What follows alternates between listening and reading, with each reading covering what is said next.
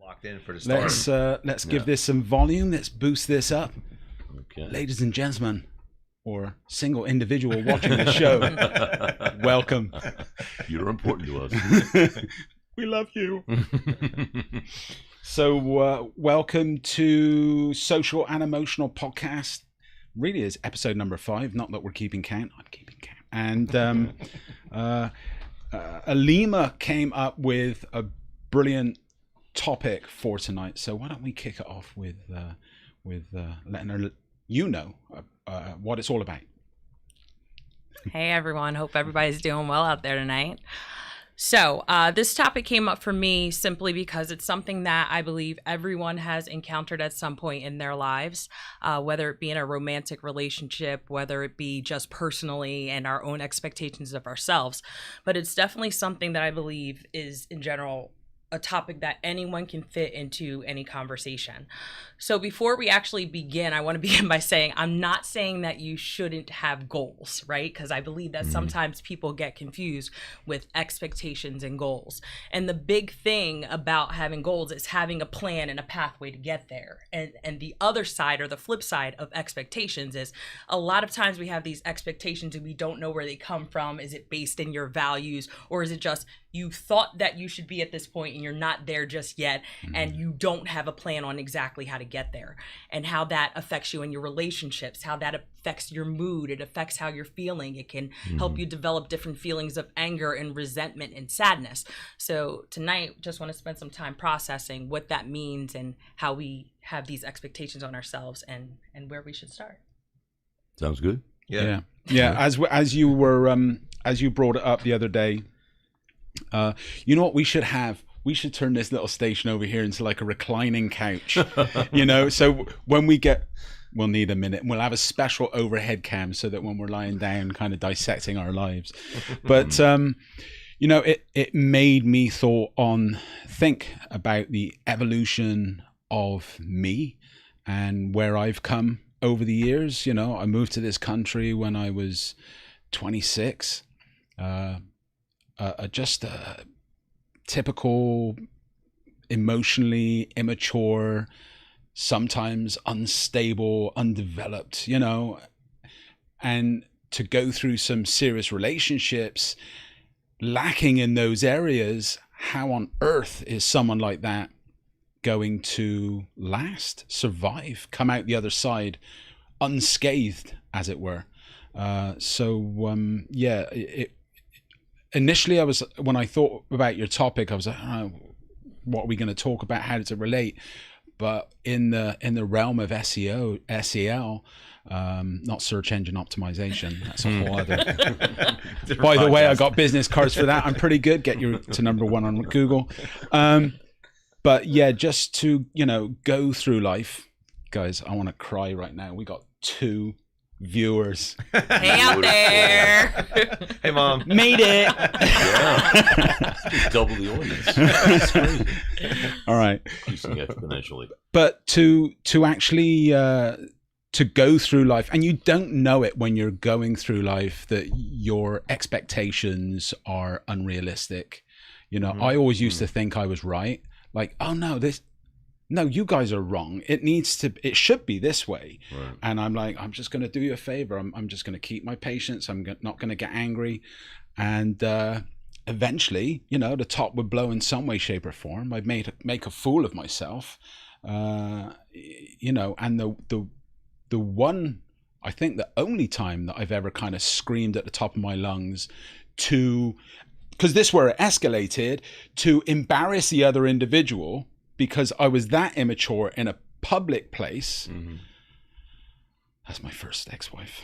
So, that just was that an apology? Yeah, there never was. And it, you end up when your unmet expectations turn into a tit for tat, it gets hard to want to kind of, reciprocate or even open up with any sort of an apology. I would happily give that today to anyone of my past.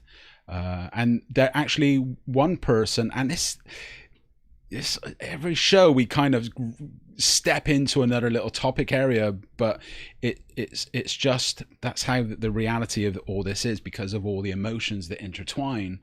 But I've actually, because of my immaturity years ago and things that I would say and do, I've actually reached out to a couple of people from high school, even just like 2, 3, 4 years ago, and just say, look, I was a jackass. Mm-hmm. I am so sorry. I know that I've affected individuals. I was just a typical high school kid, right? Yeah. That's me saying that, kind of making it okay. But I know for sure that kid's life was impacted by silly stuff. So well, the people that you said this to, were they generally or genuinely receptive? No, dude, this is just something where they were, you know, dare I say it, I went through a phase of maybe 13, 14 of being like everyone else, but I was being a bully. You know, no. When you're kind of wrapped up in that, in that culture, you know, like how far we've come as a society.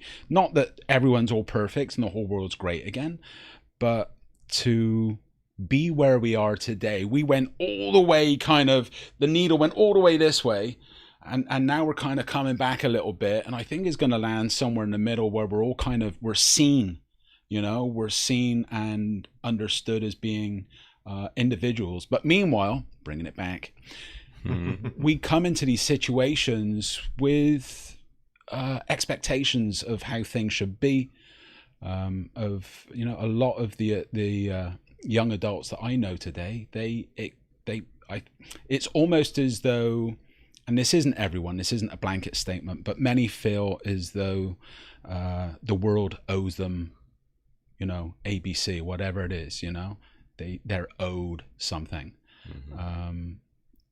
And growing up, I don't know that I ever felt that way at all. You know, that was never kind of drilled into me. So. I think that there's a little bit of it's called magical thinking, like, and when you think about it from a therapeutic standpoint, like at the developmental stages when kids are younger, it's like if I think it will happen, it will be mine. All I have to do is desire it, manifest and it will manifest itself, right? And I think that as we finally like get older and we understand that we have to build these blocks to get to that thing that we want, we hope that everything just starts to make sense, right?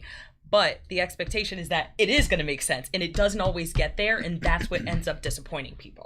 Yeah, it's the idea. Like, I actually teach a lot of that with the idea of the expectation versus the reality, and how I think we're all born in a romantic sense. Like, we're all very optimistic and idealists, and everything you really watch at a young age, I think a lot of it is like, you know, the television, the movies, the media that kind of promotes that idea of you could be whatever you want to be.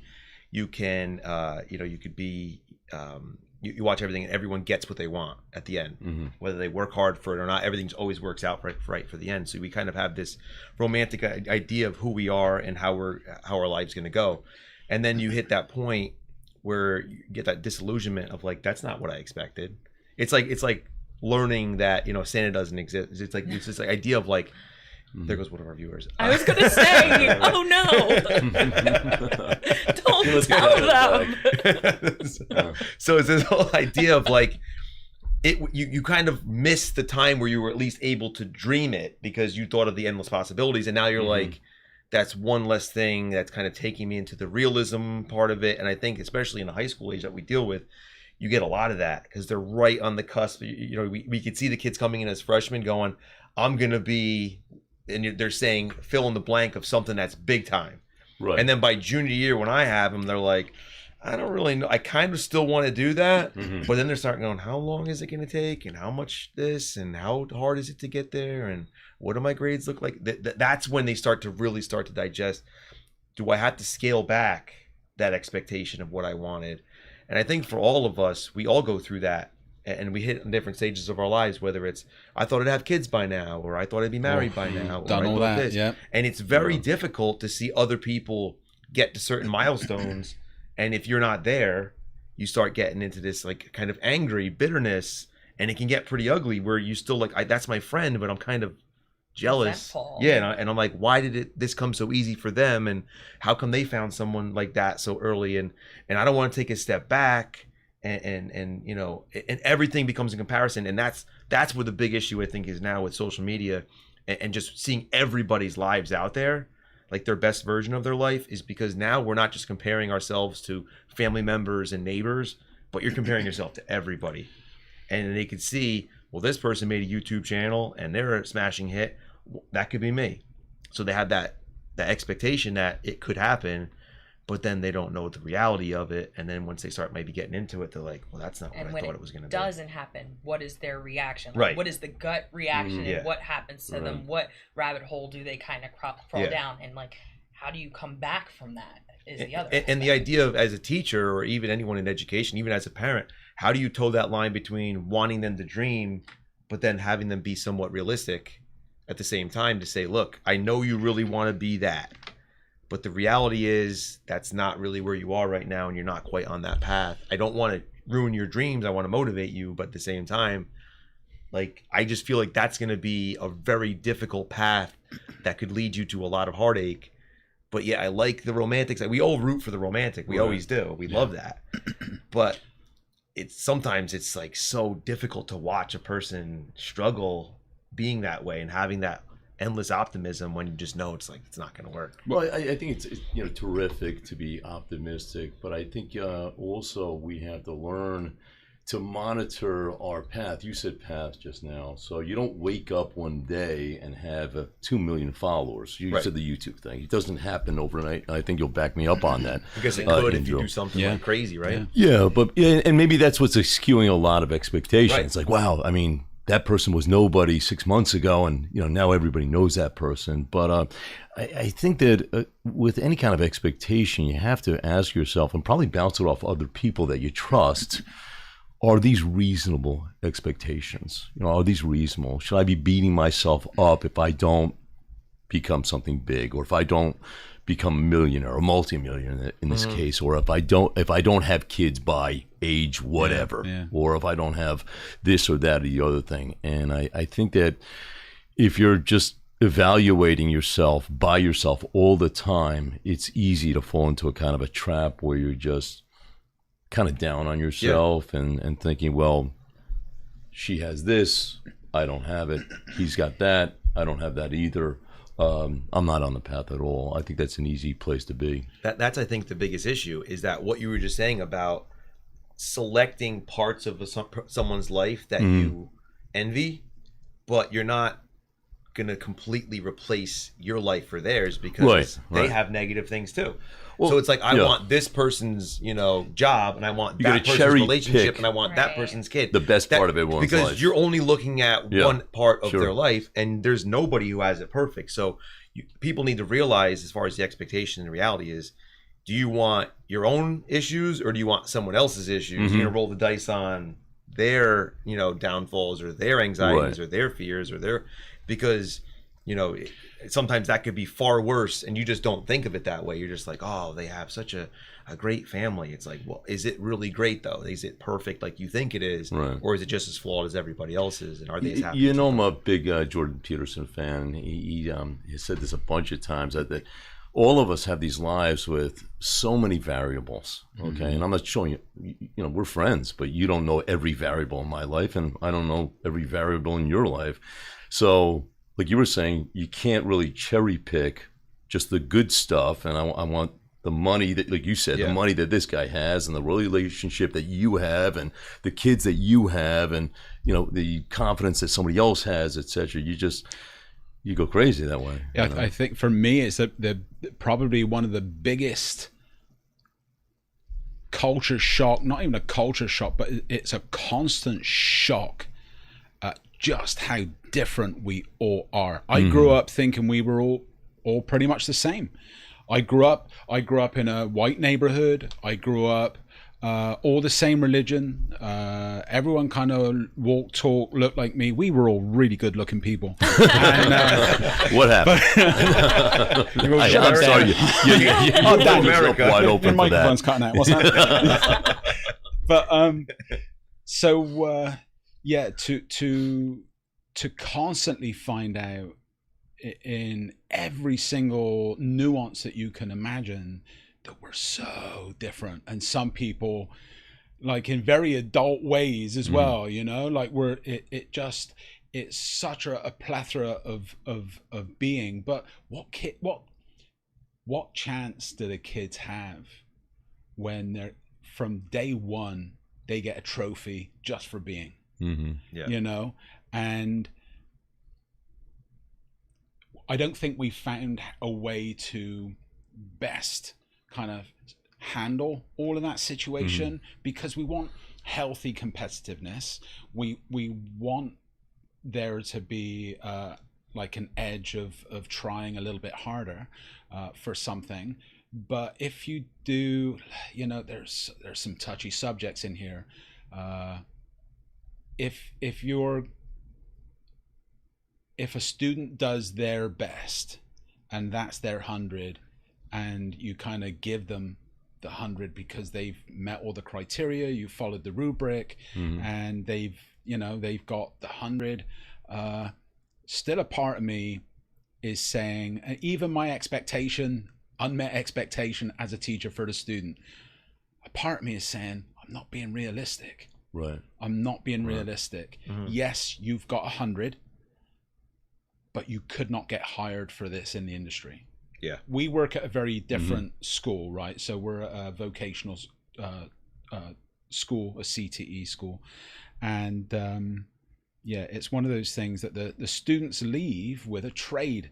So, you know, when you're grading their competence levels of being able to do a thing, but you're grading, again, like I just said, you're grading to their ability to do something, and they're giving you their best, and you realize that, and it's almost unfair, but it's not. And there's a lot of it's just a tough situation. But let me hit you with something. So the way that you just presented it, right? So your expectation is you're already thinking about them going into the business. Like, this wouldn't be something that they could go and do a job and get paid for, because this isn't that type of work. Yeah. And when it comes to expectations and relationships, and now even looking at a teacher-student relationship, do you know if that specific student has a plan to go into that field? Yeah. And that's the other thing about expectations. Like, you can't just be on one end of it and not communicate with the other person about what their side of the expectation is. So when you're speaking to your students, it's almost like, okay, is this what you plan on doing in the future? And if that's a student that says yes it is, then it may be completely acceptable to say, well, guess what, this is 100 based on this rubric, but if you put in a little extra work and did a little bit more, I bet this could get you a job in a place where you would be happy.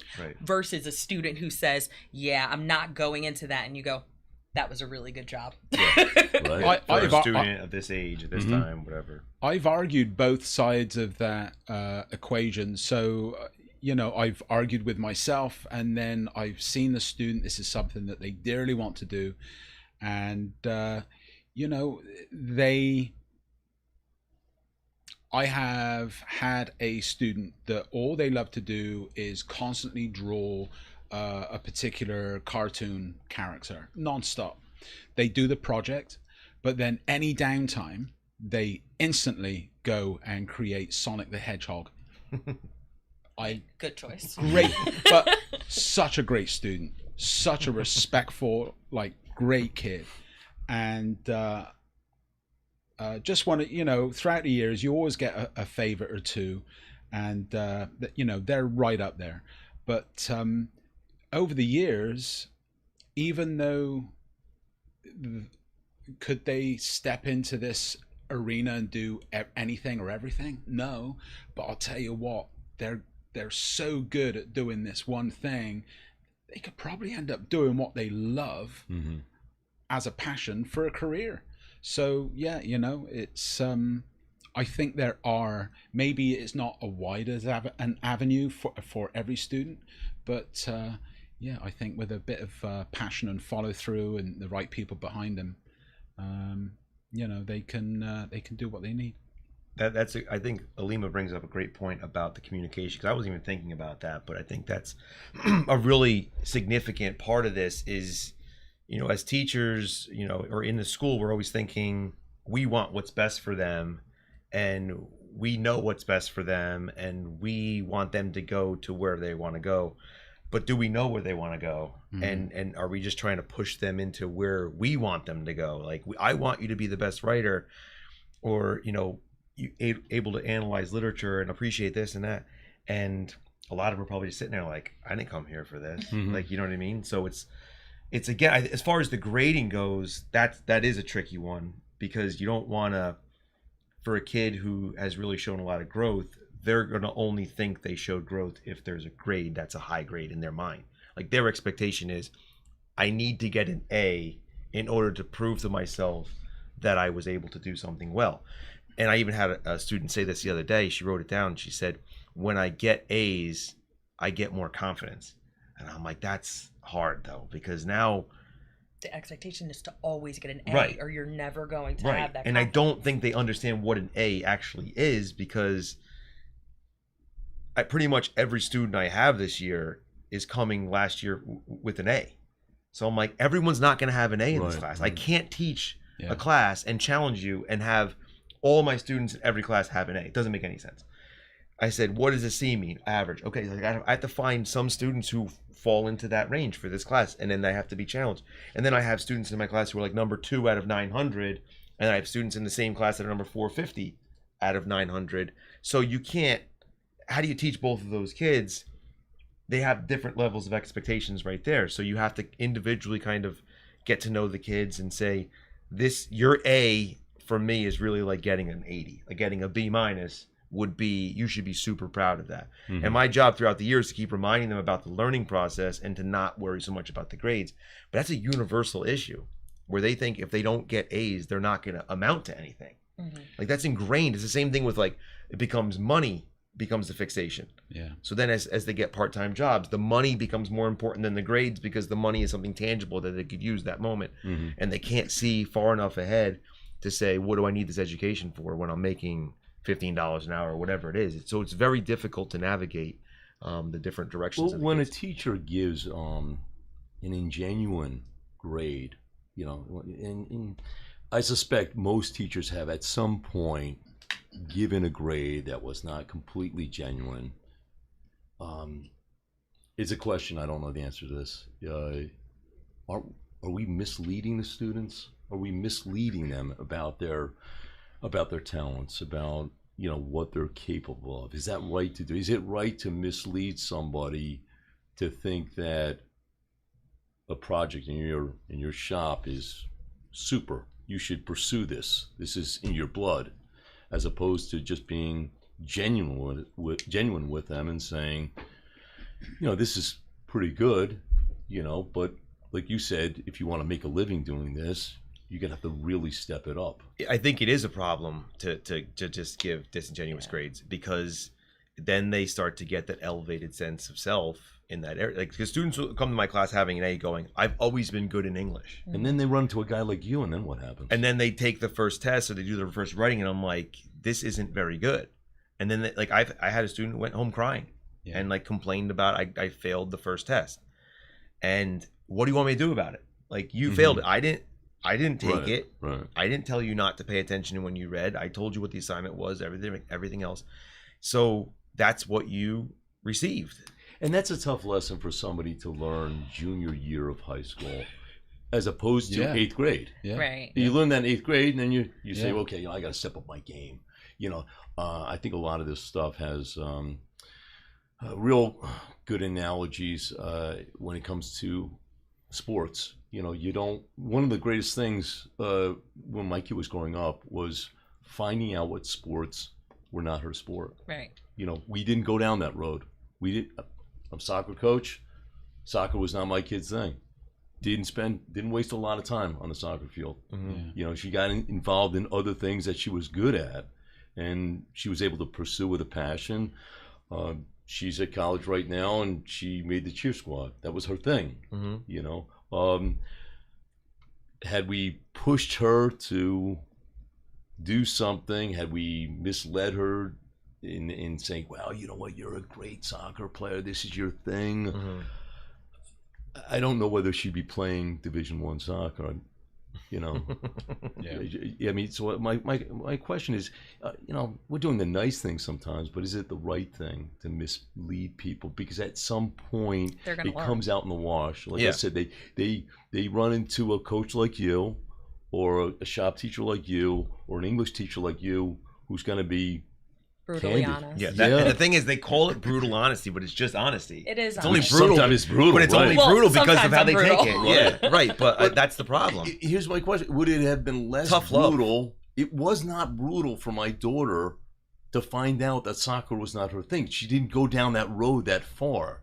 If she had waited, if she had waited until she was a senior in high school to find out that, you know, well, I had a buddy of mine. That played many years ago, played baseball at 3 different colleges.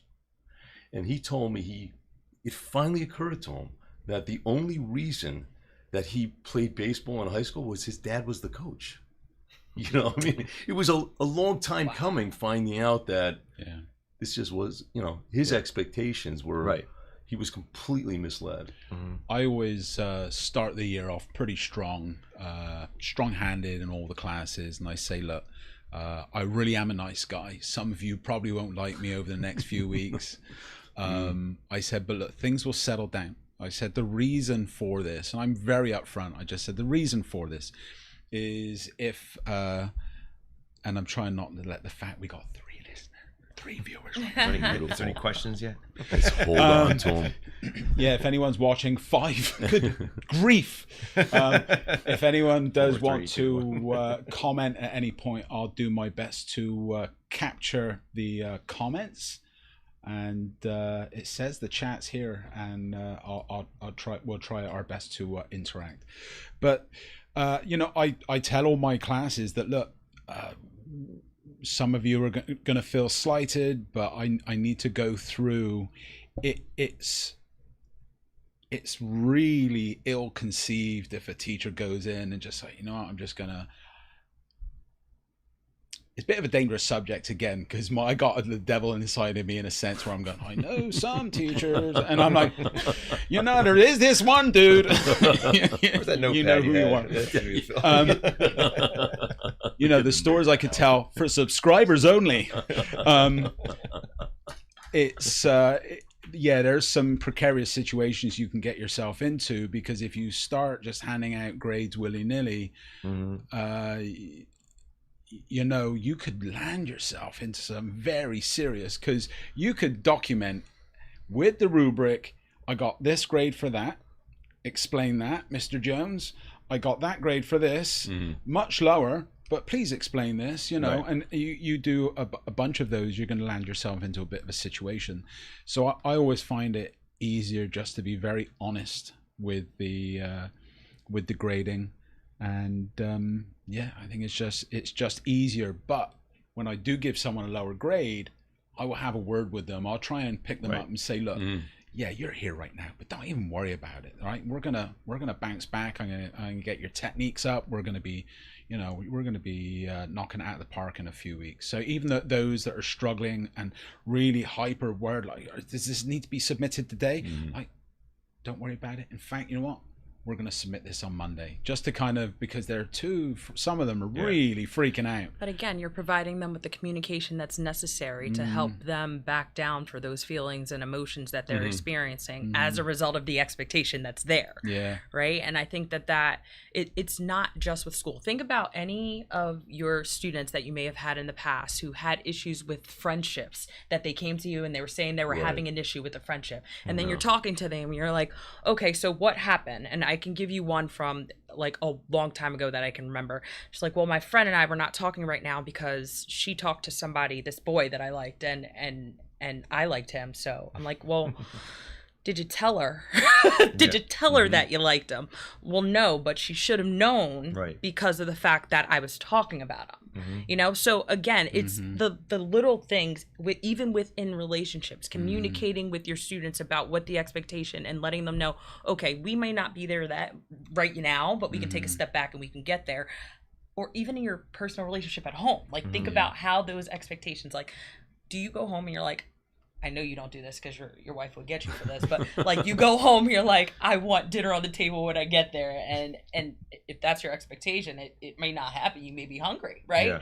So it's like just being able to communicate what the expectation is like it has to be up front. So going back to what you said about being upfront with things and making sure that people know where they stand with grades, with your expectations in class, with sports. You know, and it's one of those things that whether it's academics or whether it's personal relationships, the longer you mislead someone, the more painful it's going to be at the end. Yeah. I believe the term is Dutch uncle. Somebody Look it up. Check that. I believe the fact check them on that. The term is Dutch uncle. It's that person in your life that puts their arm around you, sits you down, and tells you like it is. You know, this is okay. You know what? I don't know what everybody else has been telling you, but this is the way it is. And you know that can be painful, obviously. But the sooner somebody does that and cuts off those expectations that are unrealistic, probably the better. You know, a person giving firm but benevolent advice. There you go. You need a Dutch uncle. You need your Dutch uncle. Yeah, you just don't ask for the wrong thing. Sorry, I thought we said oven. This will Sorry, be our guys. last episode. Turn on the air. Thanks for tuning in. Open a window. Yeah, so I agree, and I think that you keep bringing up the communication, which is like really the most valuable part of the expectation, is the idea of having the communication and not just keeping your beliefs to yourself, but being able to say to somebody, this is how I see something, and then having somebody else give you honest feedback about, you might actually be wrong. Andrew, you were talking before about how you were kind of, because I was very similar to that. Like, I'm right, everyone else is wrong. What are you talking about, right? And it's very difficult. And we were talking about this earlier with the Jordan Peterson, the idea of like something's got to die for you to kind of accept a new reality, right? Like something that you, because you have believed something and made it a part of who you are. Oh yeah. And then you now have to like kill that part of you in a way. You really do. You to have bring to let something it else die. out. I don't know what you say. Kill it. Is that what you say? Yeah, Let it die. You got to let it die, Yeah. basically. And it's the idea that you have to make peace with the fact that you were wrong.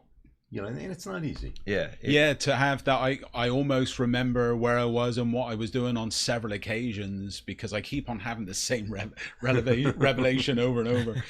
Wait, it was me.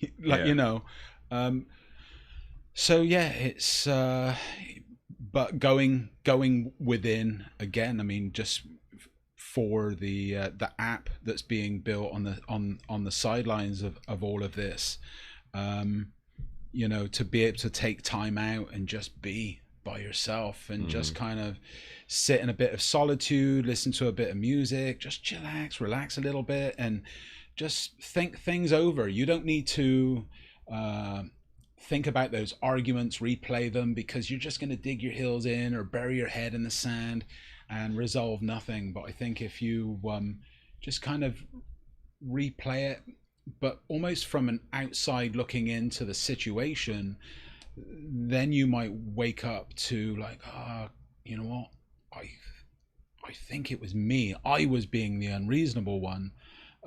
Or I was being the I need a beep button on this. Just to press like a little beep. Yeah. But many times as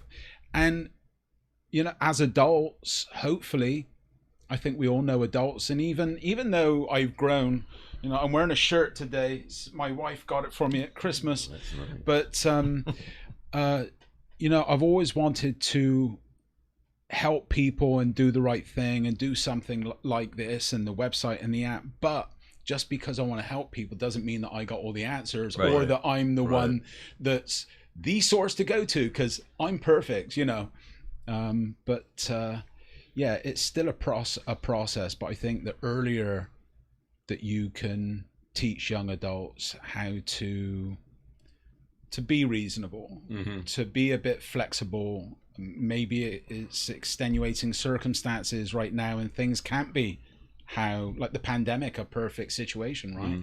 So things can't be like a normal year. I got to share an anecdote from when my kid was growing up, and we all have kids, and when you're playing little games with the kids, you always let them win, right? Or you kind of make it close sometimes. And maybe you're okay. I like that you said that. And I'll tell you why. We would play Monopoly, And I'd always make these crazy deals, like I'll give you 3 hotels for $10, Yeah. And my daughter's friend came over one day, and my daughter's very young at the time, but this was her friend, and she said, "Oh, show me how to play. Show me how to play." I said, "Yeah, okay, I'll show you how to play." So the 3 of us were playing. Kid takes the dice. I have never seen anybody roll dice like this before. The kid was on fire.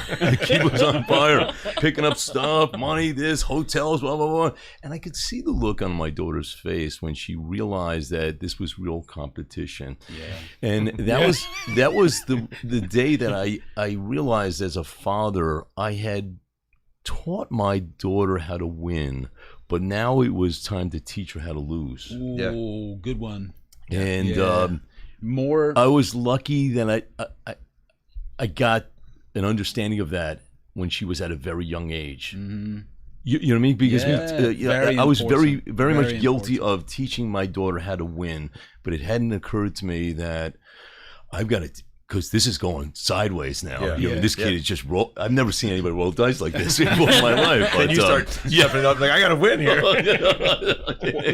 I started cheating. Give me the bigger money. Because the name wasn't Paul Newman, was it? No. It's a same thing. But and I again, we're back to that again. I think the earlier you can do that with the kids, and not in a painful way. And my daughter, obviously got over it, and I tried to smooth that out the best I could. I told the other kid to get out of the house, walk home. No, but I think it's dangerous to let somebody go a long time without, because again, those expectations. I win every game.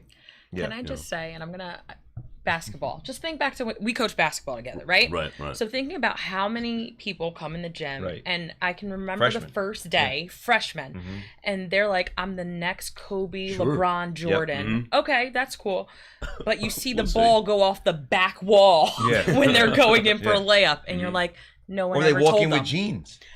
All the time. And they're like, "Yeah, I'm a baller." They're wearing All the jeans time. and like, or they're wearing like their khaki pants, and they're not even wearing sneakers.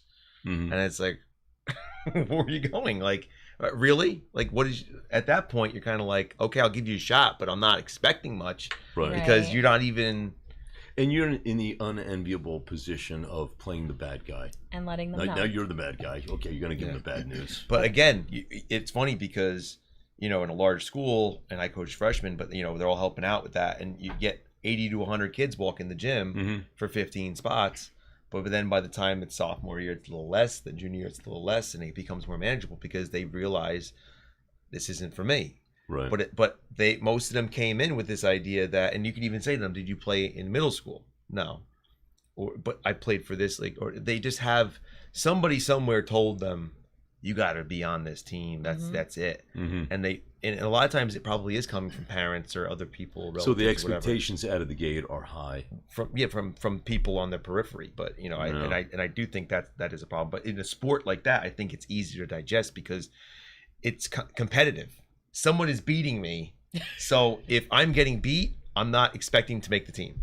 Right. Versus we're all just doing something for the teacher. He's grading something. Maybe it's a little more subjective, whatever. It's not like competing like my essay is better than theirs or this and that. It's like a little bit more nuanced. But going back to your point, Andrew, I think is great about the reflective part because that applies to something I was doing today. I told him today was going to be more about like a life skill, life lesson to try to get them on the right path with organizing themselves into a better routine for the day to be more productive, less stressed out. Like it was really an SEL type of day for me. I gave them something to read last night, which was Ben Franklin's autobiography, where there's an excerpt that said like, I wanted to be perfect, so this is what I did. And he made like a routine and he made a list of like the virtues he wanted to master. And he did this at 20. And then he realized like, I can't be perfect, but I'm really happy I tried this and I really learned a lot. And, and I was telling the kids, like, let's look at this autobiography. Let's look at a video about like it's like the 7 traits of highly successful people. And then there was an article that we looked at that was about, somebody who followed like wealthy, successful people for like 5 years and then try to find what they have in common. And one of the things was on all 3 was this idea of reflection. And I said to them, I said, and I said, let's everyone make a schedule of what they did yesterday. So everyone writes down their schedule. How much did you sleep? How much homework did you have? Just put from 8 to 3 you were in school and so on. And then I showed him mine. And I said, every day I wake up at 6 and then I'm driving to school, and it takes me about a half hour to get to school, and I drive to school with the radio off. And they're all looking at it. They're like, what is wrong with you? Yeah. Like they literally all were like, you are weird. And I said, really? And then I asked them this. I said, how many of you take a shower longer than 10 minutes? They go, 20 minutes, 30 minutes, 40 minutes. And I'm like, what are you doing? I said, I know what you're doing. They're like, oh, I just love it. I just sit there and I just think. I said, yeah, you're thinking and wasting water. I'm just driving to school. If you're wasting gas, I'm like, I'm not pouring gas out the window. I'm driving to school. But the point is, like, I think that kind of clicked with many of them to say, I'm like, your body, your mind craves the chance to reflect. But because of technology, from the time we wake up to the time we go to sleep, we distract ourselves with the phone, with the earbuds, with the whatever. You're at a restaurant, and I said, anytime you see two people at a restaurant and one gets up to go to the bathroom, what's the other person do? Phone. Every single person knew. And I said, what are we so afraid of? You know what I mean? Like to have a chance to talk and reflect. But that's the point. They know the value of it. Yeah. They just couldn't put it together with why they're doing certain things. And I think that's the important part, to get them to realize they're doing a lot of these things, but to have a consciousness of the power of it, to make it more of a focused reflection in a way, to say, I'm going to make sure I put that time in. So for many, and I think sometimes the older you get, the more scary it is to be alone with your thoughts. Right. So, when I made the boat and I towed it from New Jersey to Seattle, Washington, I've told this story before. I would drive all day, sometimes 10, 12 hours a day. And a lot of that time ultimately was spent purely in silence. I was building empires. I was dreaming up concepts of this and that. I was going through stuff that I've done wrong, stuff where I've been done wrong, had been done to me. And some of those moments, my meditation teacher years ago, I used to go into a meditation class and I used to sit there and pretend to meditate. But I did try. But one of his homeworks for everyone was, on the way to work, try driving to work without listening to music. And whether it is, not to get too woo-woo, but whether it's sending someone good vibes because they're having a hard time, whether it's, just use the time constructively, because your brain really does crave that. And it's probably, I would say, of the one thing that doesn't cost anything, be it expenditure in energy, time, or energy or money, sitting still with yourself is probably one of the most important things that you can do. And to me, it's sad that many won't experience that, to know just how magical it is. So and it's hard to, I can describe it, but what happens is when you describe something like that, you just come off as a bit of all right, you're a bit cuckoo. Yeah. But once you've kind of, you get to that level and you start experiencing those moments, it's just well, I think magical. what you're describing, and Dave, we've talked about this before. I'm the same type of person. I don't have a particularly long ride, but I don't listen to anything. I'm 58 years old. I have a lot to think about. I have a lot to lament about. I think that we've allowed so many things to invade that space. That's why young people will look at what you just said, what you said about, oh, no music, you're just driving. The fact that they think that that's very, very strange, or like you always use the expression woo-woo, the idea that we just be thinking, just shows us kind of how far we've gone. Yeah. Off that track about self-reflection and evaluating yourself. And I think that's what eschews the expectations. how can I have fair expectations of myself if I haven't really thought about myself very much? Yeah. If I haven't really kind of checked down, done an inventory, and then again, it's one of those things that you know, the longer you go, just you know, the longer you go not maintaining a car, the more painful it's going to be when you finally get it fixed, you know, or your teeth for that matter. You know what I mean? It's one of those Hey, things. why do you look at the British guy in the room? Yeah. Let the jury know he's directly in front of me. I know it doesn't look that way on the screen, but I just look straight ahead. Yeah, but I do think it's that too, because the students were even saying that's sad. Like, I would be so sad. That's what they were saying.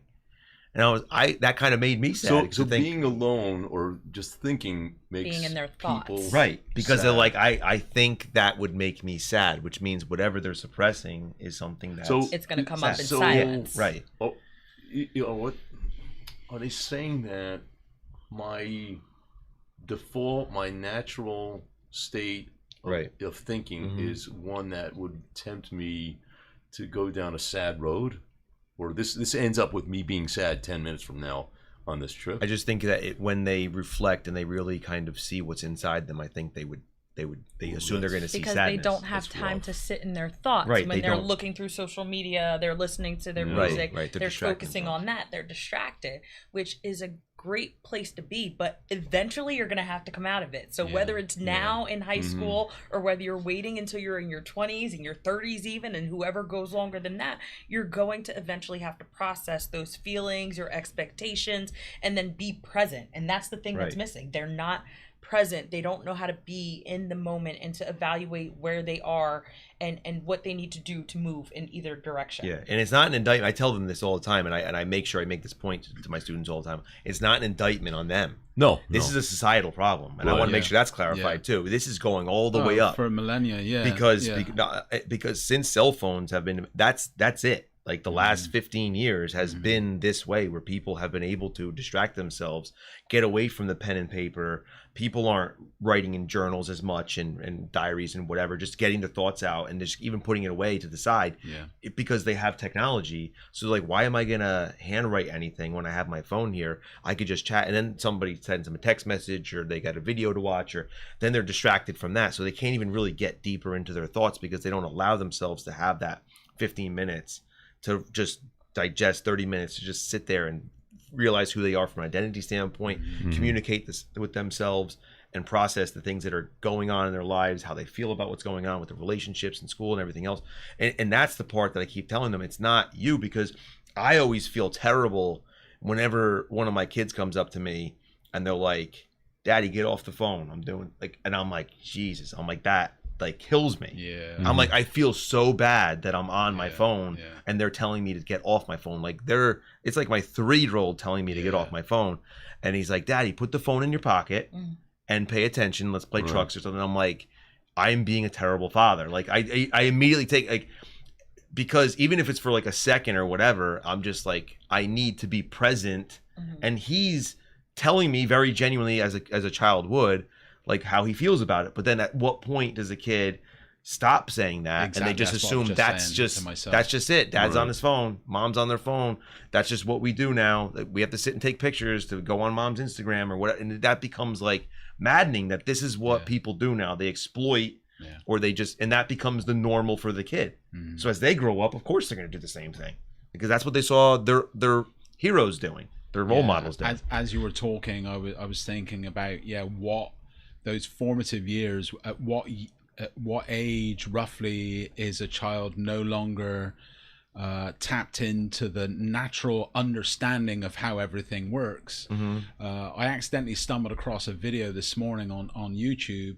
I don't know why I watched it. I never watch anything where it's someone fighting someone else or someone causing aggravation, or so, unless it was like newsworthy and I'm just trying to see what was going on.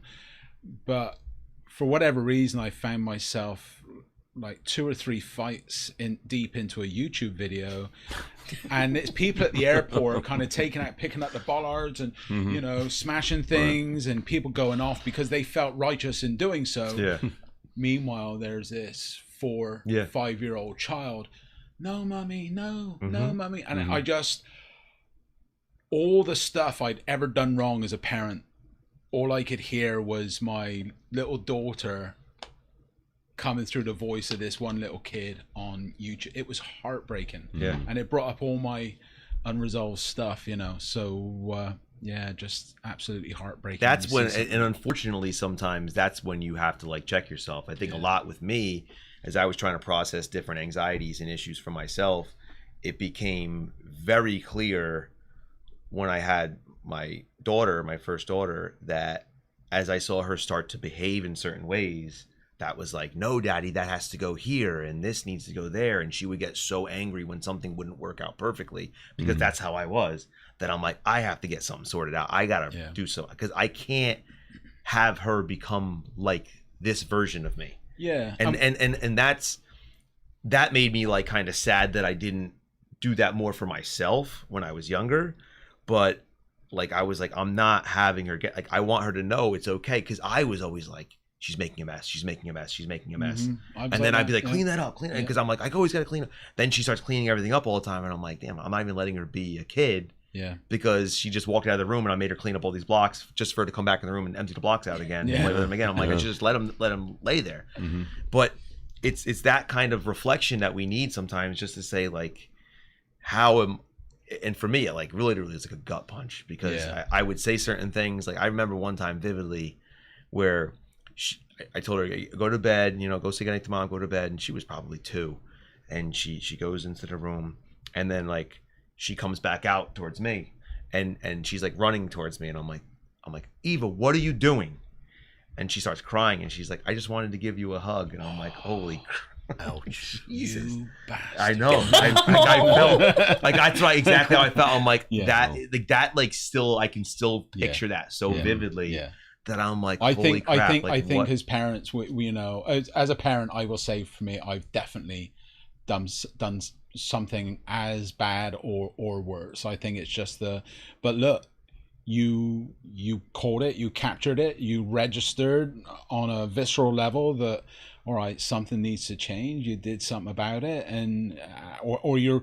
I think the very fact that you're here talking about all this stuff is a testament to, you know. Also, I suspect, I put money on it, that you've made up for that moment 100 times over. Yeah. Well, I just say like, I don't want her to ever think of me that way or whatever, and so I make much more of a concerted effort to like let her be a kid and not have to do this and do that, because you don't realize how much they're just picking up on, and it's just shaping themselves to try to like be like you or act like you or think like you or whatever, and good, bad, or indifferent. And I'm just like, I don't want you to be any of the bad things that I am. I want you to be the good things. So I got to start showing that more, and I got to correct it for myself, just for her and for my other kids. And I think that it's part of the expectation too. Like, if I really want to be a good father, I need to make sure that I'm taking stock in how I'm operating on a daily basis. And if I really want to be a good teacher and a good husband and a good this and a good that. And as I'm doing that, I know each year I'm becoming a better teacher, and I know I'm becoming a better father, and all these different things, just because I'm constantly thinking about it. And I'm communicating with people like we communicate here, and we can be honest and open, and hopefully help other people to feel the same way, to find people that they could be honest and open with about things. Yeah, you were saying about putting money on it. I'm glad you didn't point my way, because I'm still waiting for my daughter to start talking with me again. So years ago, I did something that I said something that I shouldn't have, and I thought it was. We've all done that, right? Yeah, but this was, social media. You think you're down a rabbit hole. You think it's safe to express, and life just backfired in a way. I was like, oh yeah, I shouldn't have, and it's love her to death, and hopefully I'll get the chance myself to kind of correct that wrong. And it was wrong, but it as far as if ever there was some sort of, and I'm not diminishing my responsibility, but if ever there was an innocent wrong, this was kind of like, I never would have, I just would not even thinking that certain individuals would even get privy to that conversation. But one thing I was going to say earlier, apart from unmet expectations, was unrealistic expectations. Because when I was in school in art class and everyone was drawing, or not unrealistic expectations, I guess it was an unrealistic outlook. I saw 2 or 3 other people drawing better than I did in that class. Mm-hmm. And because those 2 or 3 other people drew better than me, I thought to myself, great, they're going to take all the jobs that I want. Those 2 or 3 individuals. I had no understanding how decent of an artist I was, or different, completely different. And because on seeing those 1 or 2 individuals that were better than me, I put myself down and I was like, I'm never going to be able to do this. So then I felt lost in life, 14 through 16, I didn't know what to do. But let me say this. That's the other part about unmet expectations. Is you're focusing on the what if and I should be here, and not finding the value in the thing that's in front of you. Again, the being present. You were creating beautiful work, but there you were comparing it to other people. So you never took joy in what you were already doing, and leaving you with those feelings of anger and resentment and sadness because you thought that they were taking the jobs that you were eventually supposed to have. So I think that it's like really important for each and every one of us to really take a step back. Why am I thinking this? Like, where is that getting me? And talking yourself out of it and realizing that it's okay. What do you need to do to get to that? What did you need to do to get to that place that you wanted to be? And that's where you always have to go back to. One of the things now I do for my students is I tell them all my pitfalls. They look at me as this incredible artist or this great designer, or Mr. Jones can build and do anything. But one of the first things I do is just tell them how flawed I am, and it just to ease up that, look, you don't need to be all that in a bag of chips. You're going to develop, you're going to grow, you're going to bounce off the ledges as you fall off mountains in life and what have you, but you're going to pick yourself up and become better, bigger, stronger, greater, and move onwards and upwards. But look, for them to see that there is someone speaking to them that is emotionally stable for now, during the day anyway, and then who has achieved in their eyes a level of success or what have you, and still to this day achieving different levels, but to let them see that, look, Jones is working on himself as well, that he's not perfect, that we all got our issues. I think it gives them permission to... Well, you have to model it for them. Yeah. The other thing, too, is you got me thinking now. I came into this conversation thinking, well, your expectations, make sure expectations aren't too high, they're too high. But, we've got to be careful also that expectations aren't naturally too low. As you guys know, I work down at the jail, and I have to believe that I have to believe that so many of the young people I work with down there started out with very low expectations, and then they just accepted those, kind of never expected even an average life or an average youth. Or just something that was just going to be okay. They probably never got to even thinking about grades, but just what their expectations were based on their neighborhood, based on the families that they came from. Many of the young men that I work with have, if they know their dads, their dad has already set the bar pretty low as far as where they came from and where they ended up. So. I was initially thinking about expectations being too high, but now you've got me thinking that, they can be way off when they're really too low also. Yeah, and that's from communication too. You got to figure some of that stuff out, because that comes way before they get to high school. Like, you have no right to have expectations this low. Yeah, especially some families and things like that. You're no good. You're not going to amount to this. Sometimes, we read books, where the character's just saying, I don't want you to be better than me, type of thing. Where it's like, that's like fences. He's like, I knew you were want- going to say fences. He's yeah. like, I don't. Yeah. He's like, no, who do you think you are? You're going to have more trouble than I did. I want you to go through some of the pain that I had instead of being like, I'm going to try to shelter you.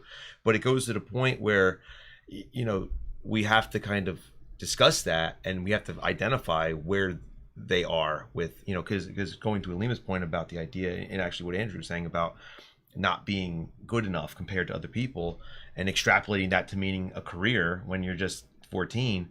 The students are doing that every day in an honors class. If they don't get a good grade on something, they're like, there goes Yale. Yeah. Like it's like it could be a vocabulary question they get wrong, and Yeah. they're like, oh my god, I'm never gonna get into that school now. And I'm like, chill out, like you're not even close. Like that's not gonna mean anything. Like Right. and then even if you don't wind up at that school, doesn't mean you can't end up at that career or whatever. Like they just start like extrapolating these things so far ahead in the future, and you kind of wonder where that's all coming from. Because I just keep trying to like say it's not even about that. Like you need to learn things to get there and stop worrying about the grade and this and that. But the low expectation thing, I think, is really another side of the coin you really have to pay attention to, because especially in a disciplinary role, you might find some repeat offenders showing up in there, and then you might have to just be like, listen, like you're not a bad kid. They might start to internalize, I'm the kid that goes to suspension. Right. Yeah. Right. This teacher doesn't like me. I'm not any good. And they start to like almost create an identity based on that kind of, that everyone telling me I'm not any good. They're telling me I'm not smart enough. They're telling me I'm not disciplined. They're telling me I'm not this. So now I'm just going to play that role. Look, and that's why, again, we keep going back to Mello and the app, and not even that at all.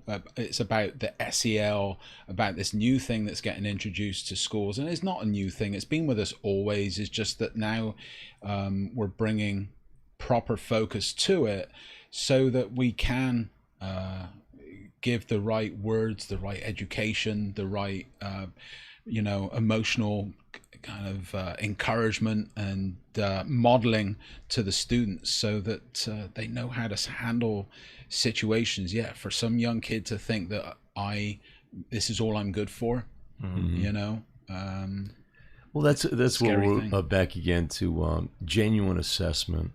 Fair assessment, as objective as possible.